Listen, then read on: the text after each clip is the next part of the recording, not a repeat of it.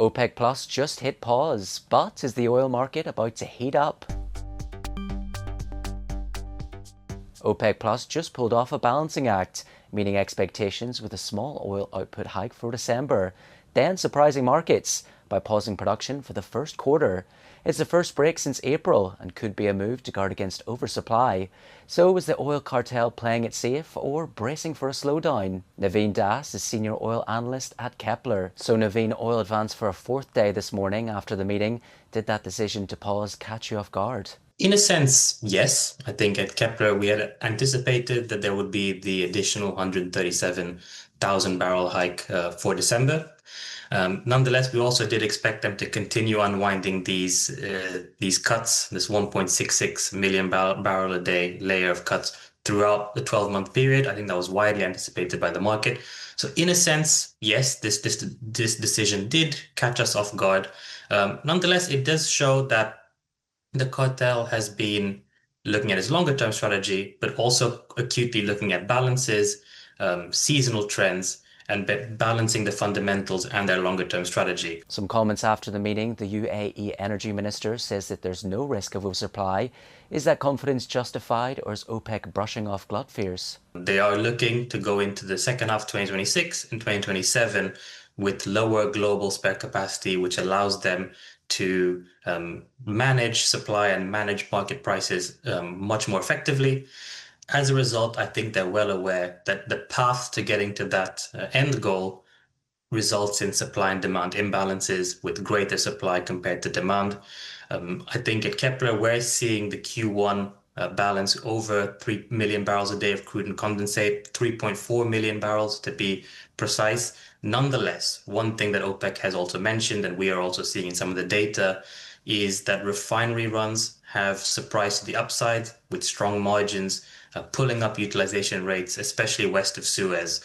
So I think part of it is that there will be a bit of a supply glut, but I think they're looking at the longer term picture.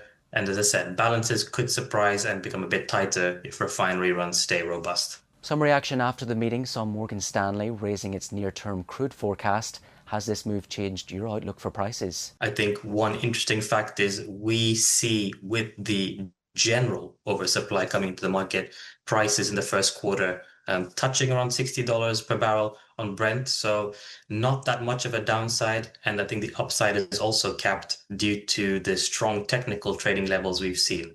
So taking this into account with the overall supply situation we're seeing going into next year, this hasn't materially changed Kepler's view on near-term and even medium-term pricing. Let's switch to geopolitics, and Chinese refineries are reportedly shunning Russian oil after new US sanctions.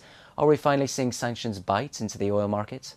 We did see in the short term Indian and Chinese buyers distance themselves from Russian barrels, primarily to reputational risk or the wider issues that could surmount from this. Nonetheless, much like the sanctions that have been on Russia over the past few years, we don't believe in the sort of medium term this is likely to be that material. We're already seeing Indian buyers find some workarounds to take Russian barrels via intermediaries, even barrels that originate from Rosneft and Lukoil.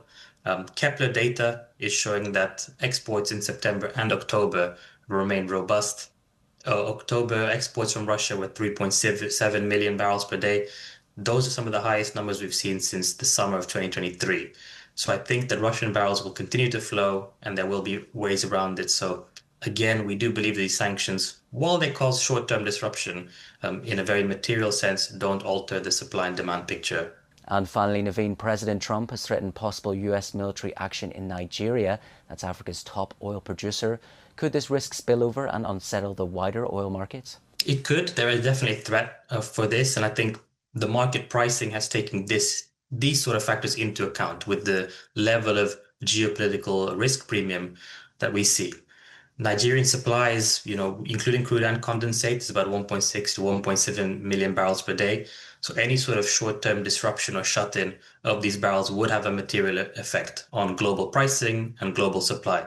I think one interesting thing to keep in mind is the supply from Nigeria tends to be sort of light sweet crude, potentially easily replaceable with US WTI as well. But nonetheless, I don't think it's in the wider interest of the US or the global market to have some sort of disruption from Nigerian crudes, which would cause a huge inflationary spike to prices. So the market is looking at it as a geopolitical risk for now. But again, with all of these, there's a potential for escalation and de-escalation very quickly. So nothing that material for now, but one to keep an eye out for. That was Naveen Das from Kpler. Don't forget, you can watch more videos on Reuters.com.